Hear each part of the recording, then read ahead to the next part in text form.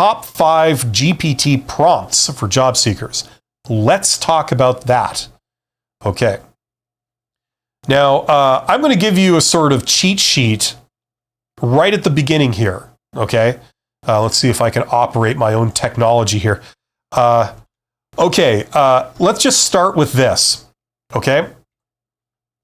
So if you were to go to ChatGPT and you were to type in the top 5 ChatGPT prompts for job seekers, this is what it says about itself. Okay. So first of all, this gives you an idea of the things you can use ChatGPT for in a job search if you are not doing this already. Okay. So that's why I'm wanting to show you this. So first of all, resume optimization. You should be tailoring your resume to every job you apply for. If you are not, the odds of you getting called back after sending an application go right down, okay? That's the reality. Now, in this day and age, it's actually possible to do this. In the past, it was too labor intensive. It just wasn't possible to rewrite your resume for every job you applied to. Now it is, using tools like ChatGPT, okay? So this gives you a very basic sort of thing, of the kind of things that you can do. So this is an example of a prompt, a very general prompt. You type in, I'm applying for whatever the role is at whatever company.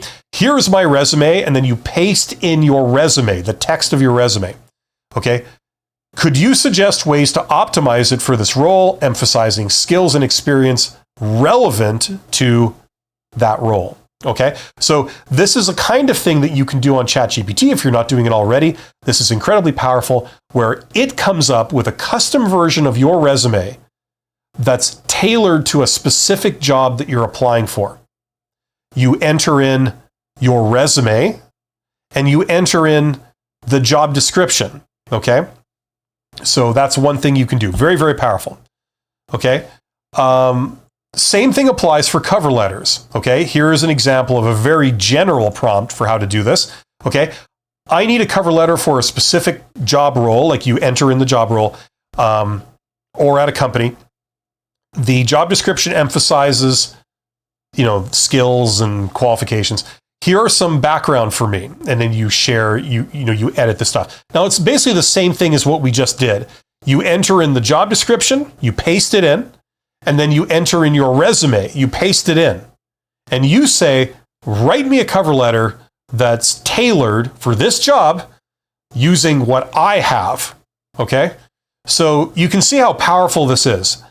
Okay, we're going to get into the specifics in a moment, but hopefully you understand the concept. Here's another one, interview preparation. Just like what we're doing here, you could use ChatGPT for it. I think if you're at the worker level, you want the basic canned answers, this can give it to you. Okay, so I have an interview for the specific company. Once again, you paste in the job description. What type of questions would they be asking me? That basic approach. Okay. Network outreach. Now here's where once again, I think that, okay, in theory, this could help you do it, but I really think that in order to do networking properly, you need to go much further beyond just ChatGPT. But it's helping you create the custom messages you would send to people. First of all, I wouldn't do it via email. That's just me. That's based on my experience. Email is the easiest thing in the world to ignore. And there's so much spam email already out there. That's what people will regard your email as, in my opinion, most of the time. And then just offloading the thinking part of your job search strategy to it. I wouldn't do this, to be honest with you, but the first 3 suggestions, certainly, resume optimization, cover letter optimization or creation, and interview preparation, you can certainly do these. The big 2 here are these, okay, the resume and the cover letter. ChatGPT can help you create those in a very, very powerful and efficient way. Okay, so I basically asked it more detail just so I could show you guys. Resume optimization. Prompt. I'm applying for a specific role at a specific company. Here's my resume. Can you analyze it for alignment with this job industry? Suggest how I can use verb actions. Well, like you can come up with your own specific things here. But the bottom line is that this thing can take both the job description and your resume and create some new thing. Whether you need a cover letter or a tailored resume, it can create it for you. Okay, now we're going to talk about some specifics. In fact, let's talk about some of these specifics now. Okay, I just want to mention a few things here. The thing you've got to remember about resumes and cover letters and any situation where you are selling yourself to someone, you are trying to persuade someone, which is what this process is. This is a sales pitch. Your job application is a sales pitch. You are trying to persuade them to pick you, right? Buy my product. Product is me. I'm the best one of the bunch, right? When you go down to an interview, it's a sales pitch. I think you guys should pick me. Forget about the other candidates that you're interviewing and hire me, right? I'm the best one. I'm the one that will deliver the results you're looking for. Not those other people. Me, right? It's a sales pitch. This makes a lot of people cringe who are not in sales. I get it. It's slimy. It's horrible. You're in hell, but that's what it is, okay? Now, one rule for making a pitch. The rule is it's not about what you want. It's what they want. It's what they care about.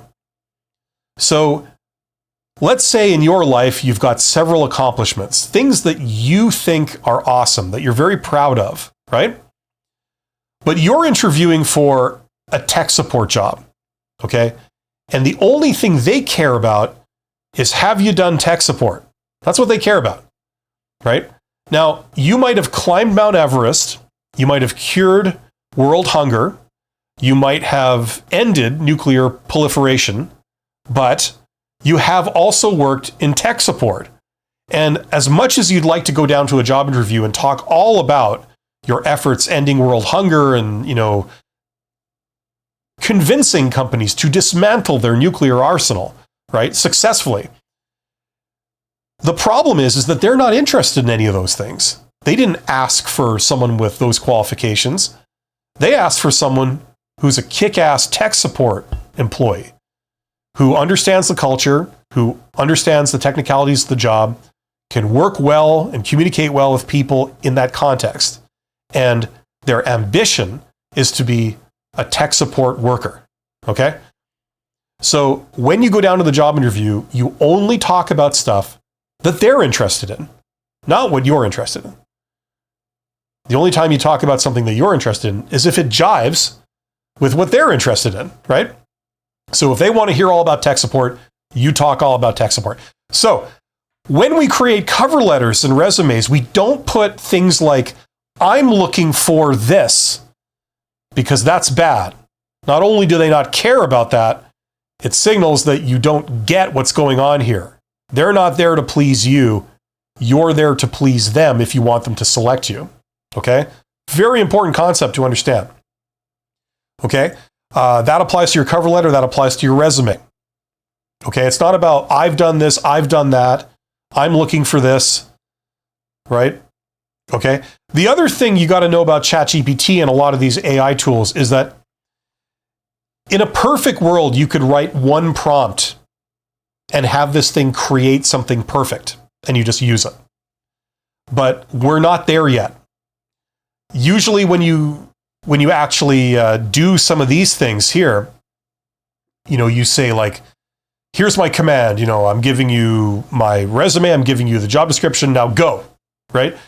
Usually what we get is not something usable. It requires more refinement, okay? So what I suggest is if you're creating a resume or a cover letter, you have to work on each part of it separately. So for a cover letter, you'd work on each paragraph separately, okay?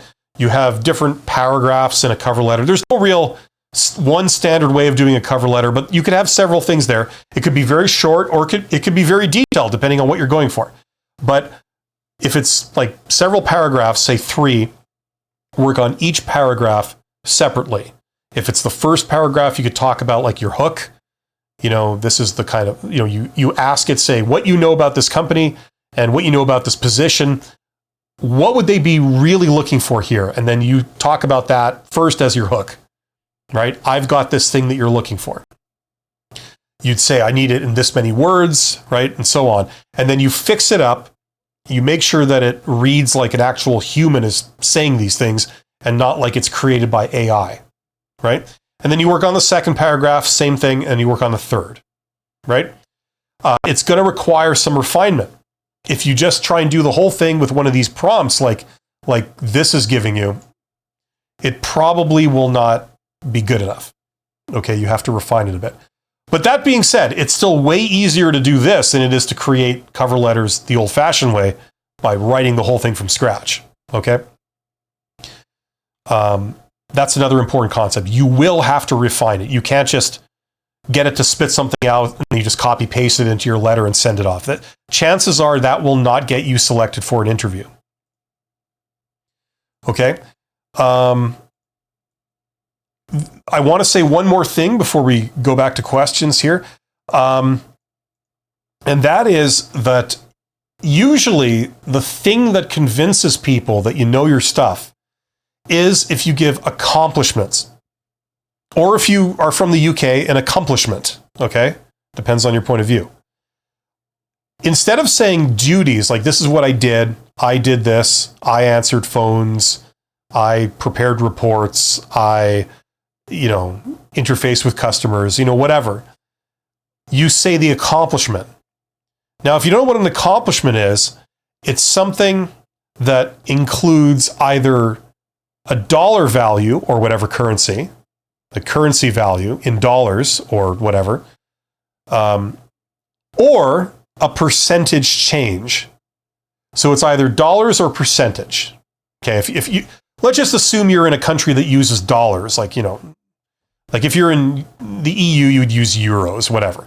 But it would be something that either involves a number for dollars or a number for percentage. Okay, so your accomplishment would look like this. You say, because of I led a project or I did a project that resulted in a savings of $52,000 a year for our department. There's an accomplishment. It has that number, $52,000. That's the impact you had. Okay? Or you say something like, I did a project that resulted in a 12% efficiency gain for this process, our customer complaints process or something. Right? So you've got a number in there for percentage change. We increased efficiency by 12% because of this thing that I did. Okay? That's an accomplishment. An accomplishment is something that has either of those two numbers in, a dollar value or a percentage. Now you can expand it and make them fancier, but that's basically what an accomplishment is, okay? It shows the effect of what you've done. Now, a lot of people hearing this for the first time, their reaction is, oh, I've never had an impact. I mean, I don't know if anything I've done has had an impact on money saved or money made. I don't work in the accounting department. I don't know that. I don't know if anything I've done has resulted in any kind of percentage gain in terms of efficiency or in terms of effect.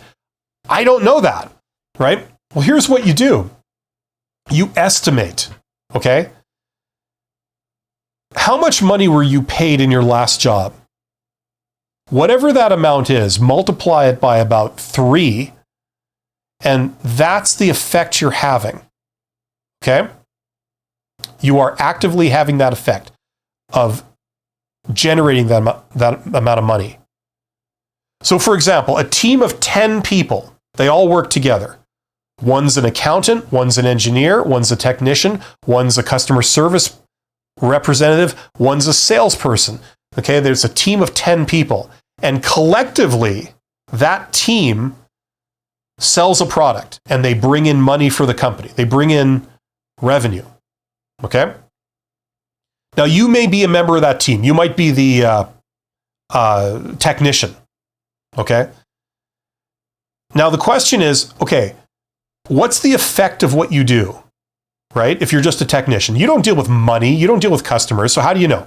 Well, you do work, you fix equipment. That's what you do every day, right? So you can say, look, I'm a member of a team of 10 people that generates approximately this. If you know that you do this, your business unit does this much business. Like, for example, you know that you repair 35 refrigerators every month, right? You can estimate the price of a refrigerator, and therefore 35 refrigerators, and what it would cost to repair them. And you could say, well, collectively, with 10 other people, I have this effect.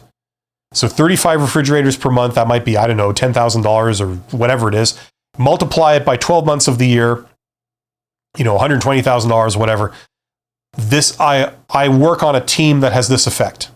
For the 10 of us, we have this effect. You could divide that by 10 for the 10 team members and say each of us has approximately this much value. Like, that's pretty flimsy and that's pretty convoluted, but that's how you come up with these numbers if you don't know any more specifically, right? So if you apply this type of thinking, you can come up with a lot of quantifiable results of the work you do. If you've done a project and you've improved a process somehow, right? Or let's say you answer, 5 sales calls per hour or 5 customer service calls per hour. And let's estimate that one of those 5, because of the call they had with you, they go out and buy another product or something from the company. You are generating this much income in a year, right? You add up the price of those products that person, like one every hour for the entire year of time you're working. That's what you generate. You know what I mean? There's many ways to come up with this, but these are things that show your effect, okay? So you can start saying these, and you can start quantifying the effect you have. And it's not bogus. It's not like hocus pocus pie in the sky stuff. It's like, look, the company pays you because you make money for it, either directly or indirectly. Most people, it's indirectly, right? You might be one of 10 technicians, but those 10 technicians, they generate this much, this many millions of dollars for the company every year, right? You know what I mean? And the fact that they employ you is evidence of the fact that they are making more money than what they are paying you in compensation. Otherwise, they wouldn't keep you around, right? So remember this. Go do some research on this kind of stuff and how you can add those quantifiable accomplishments to your resume. And then it'll be stuff that you can pull out. It'll be the raw data that ChatGPT uses to answer some of these things here, where you're speaking directly to the effects of like what they're looking for, right? Okay, so hopefully that makes sense. That's what I want to say. I'm not going to give you exact prompts, but I'm giving you the process. Get on ChatGPT if you aren't using it yet. Get it to start creating custom versions of your resume and custom versions of your cover letter based on the job description and based on your full resume with accomplishments on it. And it can end up being quite powerful. So hopefully that makes sense.